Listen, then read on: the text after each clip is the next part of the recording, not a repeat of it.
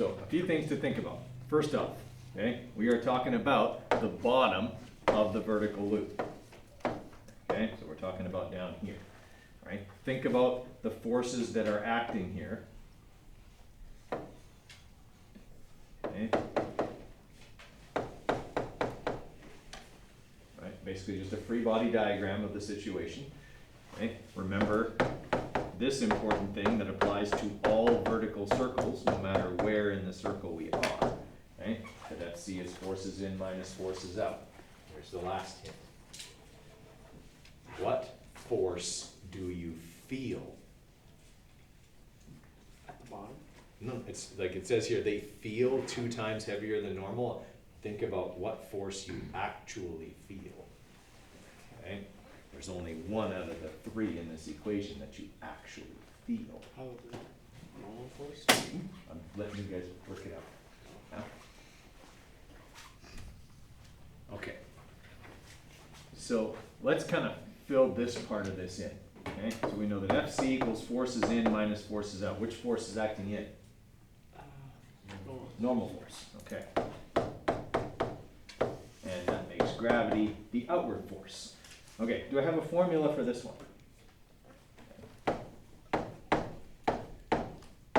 Okay, and do I have a formula for one of those? Yeah. Which one? Force of gravity. Force of gravity, right. Okay, so that leaves then a blank. Which one of those forces do I feel? FN. Fn.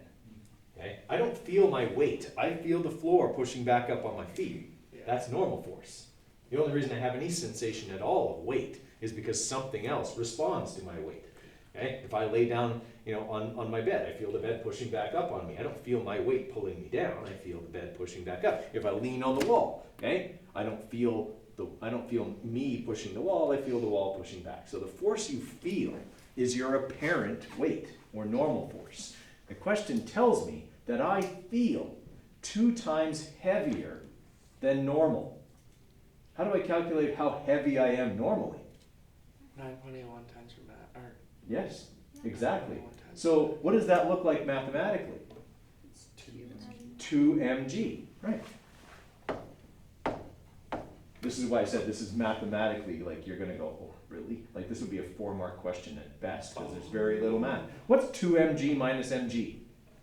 mg. Okay, so we got mv squared over r equals mg. Okay, that's what this comes down to. And I'm trying to find how fast it's going. So I multiply both sides by r, m cancels, and I square root. Geez, how many times does that formula come up?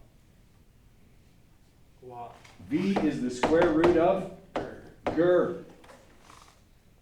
It comes up all the time. Okay, now if the person had felt 3 times heavier than normal, it would have been 2 GER. Because it would have been 3 mg minus mg, which would have left me 2 mg. Okay, everyone follow my logic here? Okay, so all I have to do, really, mathematically, is go 9.81 times 35. Right? Was it? That how big that? That's the circumference. Oh, circumference. Okay, so sorry, we got to do the. There we go. So we got to do the radius here. So we got to divide that 35 meters by 2 pi. Okay, so 5.57. Okay, so when we do that, that'll give us the speed at which it is moving. Okay, so 9.81 times that number there. Okay, so the roller coaster is moving at 7.4 meters per second as it goes through the bottom of the loop.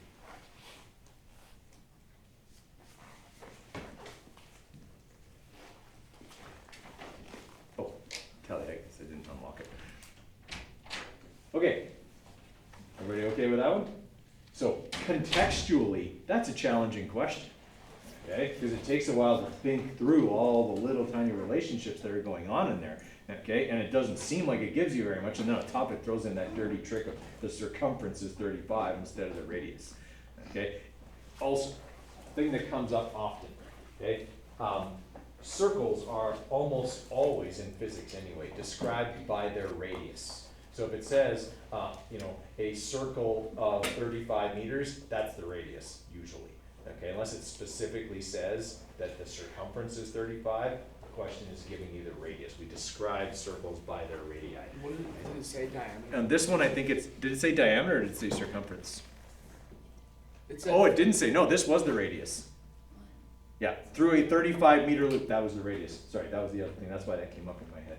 Okay, so if it says a 35-meter loop, it's a radius of 35. Yeah, I know, it seems weird, right? Usually it'll say radius 35, but if it just says 35, it's also telling you the radius. Unless it specifies that this is actually a circumference or a diameter, it's giving you the radius. Does that be the diameter though, instead of 35-meter loop? Nope, that's just the way we write things in physics.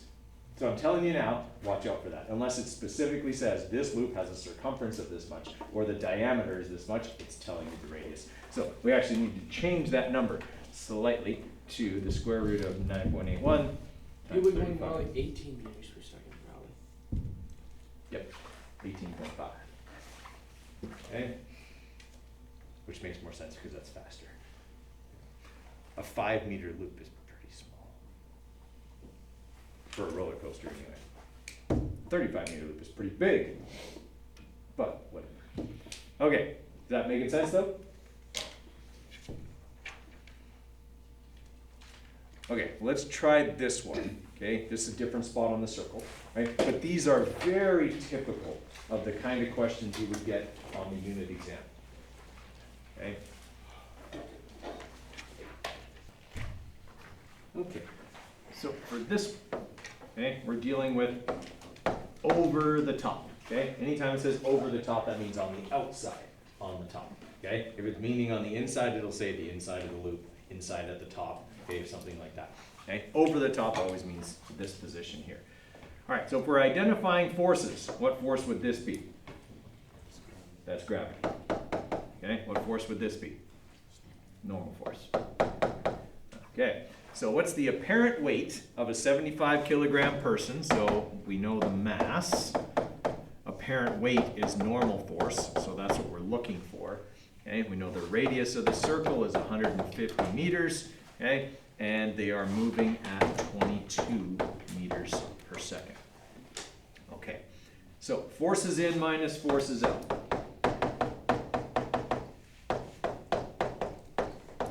All right, so in this case then, that's gonna mean gravity. Okay, actually I'll just write FG there. Okay, minus normal force. What am I trying to solve for? Normal force. Normal force. Okay, so if I move FG, that's gonna leave me with negative FN. Yeah. Which you can totally do, just know that you're getting a negative number. I hate doing that, so I'm bringing FN over here so that it's positive, okay? And then I'm just gonna subtract FC over the other side. So FN equals FG minus FC. Right, so we're gonna have M times G minus MV squared over R. And then that'll give us it in newtons, then we have to divide by 9.1, right? No, there's no such thing as apparent mass. If I divide that by 9.81, then I get kilograms. I can't have an apparent mass. How much of me there is never an apparent thing. Right. Yeah, okay, no matter like how I dress or whatever I do to hide it, okay? I still have the same mass, but my apparent weight can change.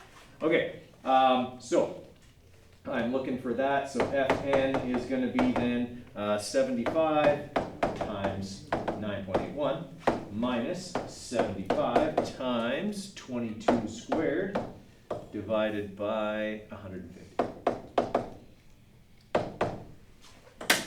Okay, so 75 times 9.81 minus 75 times 22 squared divided by 150. Okay, so that person has an apparent weight of 4.9 times 10 to the 2 newtons.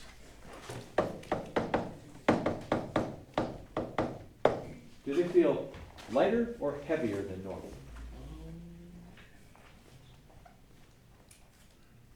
They feel a lot lighter. A lot lighter, yeah, because 75 times 9.81 is going to be Almost what? 800. almost 800 newtons, yeah. Okay, so they feel considerably lighter. This is the sensation you get when you go over a hill quickly and it feels like everything in your stomach is moving up. Okay, that's because of that. You feel lighter than normal. Right? If you were sitting, like in a car and you go over the hill, if you were sitting on a scale, the scale would suddenly read less as you went over the top.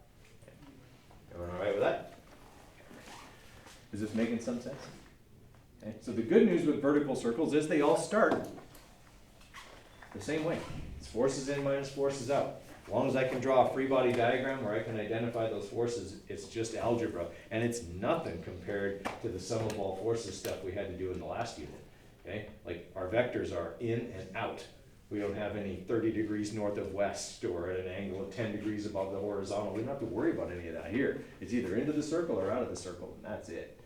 Okay? So in that way, it's quite a bit easier once you kind of get the hang of it.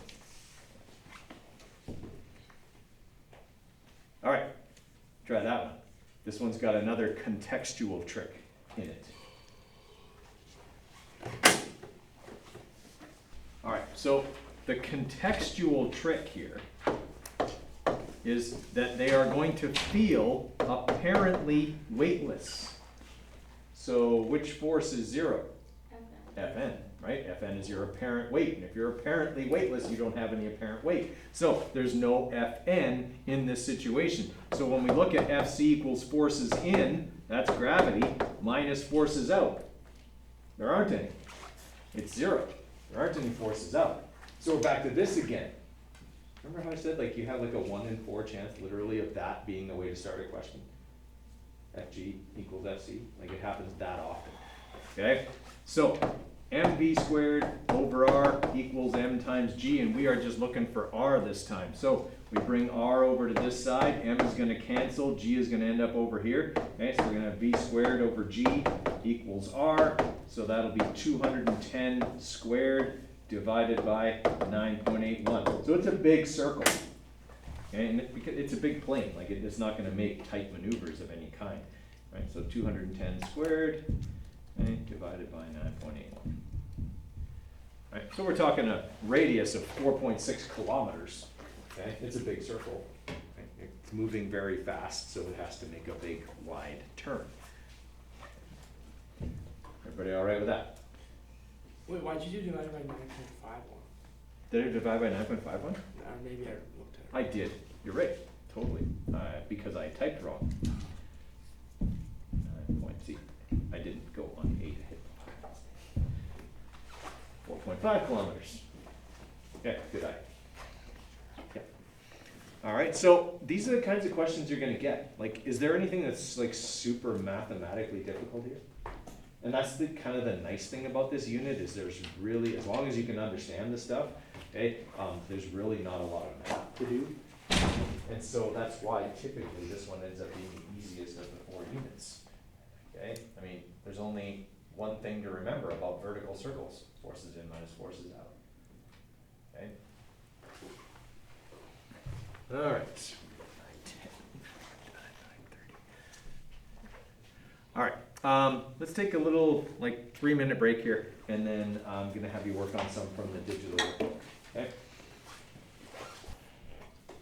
Okay, guys. I would like you guys to try from your digital workbook here. This is, I think, the third page. Okay, I think it's page 3.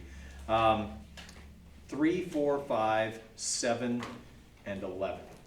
Okay, gives you a bit of all the different kinds. Like there's a couple there that deal with the minimum speed. And you got to remember where that happens. Some that are dealing with apparent weightlessness and where you're feeling heavier than normal and stuff like that. Okay, so just gives you some different contexts in the question, very similar to what you would get on a quiz or a test. Okay, and if any of those give us trouble, we'll go through them together. Okay, so guys, I'm just going to quickly talk about 5 here before the bell goes. Okay, this one often gives people trouble because it's kind of a different situation. It says this string requires 186 newtons of force to break. Okay, that means it's the maximum amount of force that string can exert. It's 186 newtons. Okay, it's tied to a mass and then swung in a vertical circle. Where in the vertical circle is the string going to break? At the bottom. That's where gravity pulls out directly. So it's where the string would be under the most stress. Okay, so the 186 newtons occurs at the bottom of the circle, and it's your force in, it's your tension. Okay, so now you know your force in, your force out is gravity, okay, and you can solve. But the thing that throws people is they go to a horizontal circle most often, okay, which, I mean, is fine if it doesn't specify that it's vertical, which it does, okay? So that's where we have to understand that the most tension is required at the bottom, so that's where it would break. That 186 is in, gravity is out, and then we can solve. All right? Okay, we'll call it there for today. You guys have a good weekend, but not too good.